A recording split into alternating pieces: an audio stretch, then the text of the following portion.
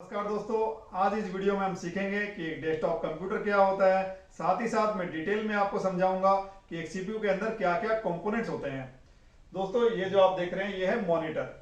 Monitor तीन प्रकार के होते हैं, एक सीआरटी मॉनिटर, दूसरा एलसीडी मॉनिटर और तीसरा एलईडी मॉनिटर। दोस्तों, सीआरटी मॉनिटर अभी आपको देखने को नहीं मिलेंगे।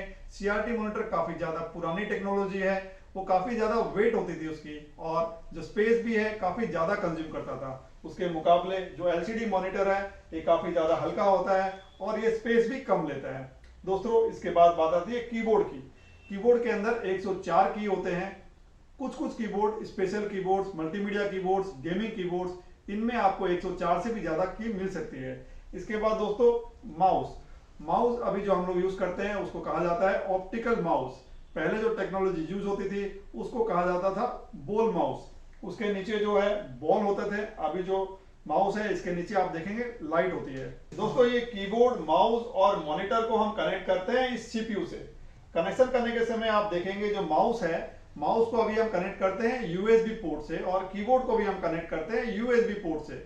जो पुरानी टेक्नोलॉजी थी उसमें होता था PS2, मतलब कीबोर्ड और माउस को हम कनेक्ट करते थे PS2 पोर्ट से।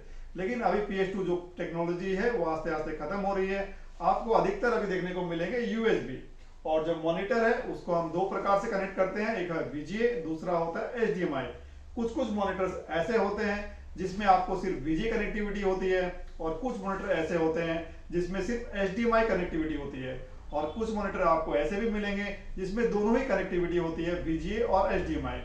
वैसे तो HDMI जो कनेक्टिविटी होती है इसकी क्वालिटी सबसे ज्यादा अच्छी होती है VGA के मुकाबले। दोस्तों, ये सभी चीजों को हम कनेक्ट कर देते हैं सीपीयू से। सीपीयू क्या होता है? सीपीयू यानी कि सेंट्रल प्रोसेसिंग यूनिट। ये जो सामने आप देख रहे हैं ये है सीपीयू। जब एक सीपीयू को हम तैयार करते हैं यानी कि रेडी करते हैं, इस प्रक्रिया को कहा जाता है असेंबलिंग ए सीपीयू। तो अब हम बात करते हैं कि सीपीयू के अंदर क्या क्या होता है।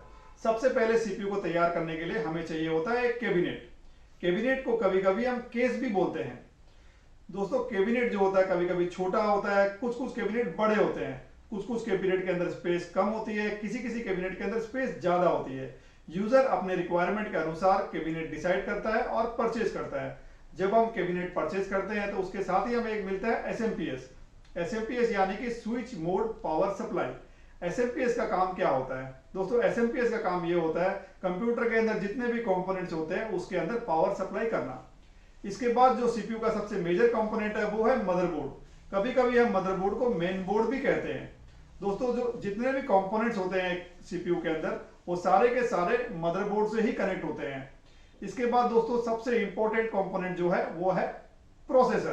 प्रोसेसर को कभी कभी कंप्यूटर का ब्रेन भी कहा जाता है। प्रोसेसर के ऊपर हम यूज करते हैं एक फैन। काफी यूज होने के बाद प्रोसेसर जो होता है बहुत ज्यादा हीट हो जाता है। इस हीट को और टेम्परेचर को मेंटेन करने के लिए हम यूज करते हैं सीपीयू फैन। दोस्तों, इसके बाद बात आती है रैम। रैम का फुल फॉर्म होता है रैंडम एक्सेस मेमोरी। रैम अभी जो मार्केट में यूज हो रहे हैं वो है DDR1, DDR2, DDR3 और DDR4। वैसे तो DDR1 और DDR2 बहुत ज्यादा हद तक ऑब्सोलीट हो चुके हैं, आपको अभी ज्यादातर देखने को नहीं मिलेंगे। अभी ज्यादातर यूज हो रहा है DDR3 और DDR4। अभी जितने भी नए लेटेस्ट कंप्यूटर्स आ रहे हैं उस सभी में आपको DDR4 रैम ही मिलेंगे। इसके बाद बात करते हैं हार्ड डिस्क ड्राइव की। हार्ड डिस्क ड्राइव क्या होती है? जितने भी हम कंप्यूटर में फोटोज रखते हैं, वीडियोज रखते हैं, गेम्स रखते हैं या जो भी स्टोर करके रखते हैं वो सारे स्टोर होती है एक ड्राइव पे जिसको हम बोलते हैं हार्ड डिस्क ड्राइव। वैसे तो आजकल हार्ड डिस्क ड्राइव के बदले एक नई ड्राइव आ गई है जिसको हम बोलते हैं SSD। SSD यानी कि सॉलिड स्टेट ड्राइव।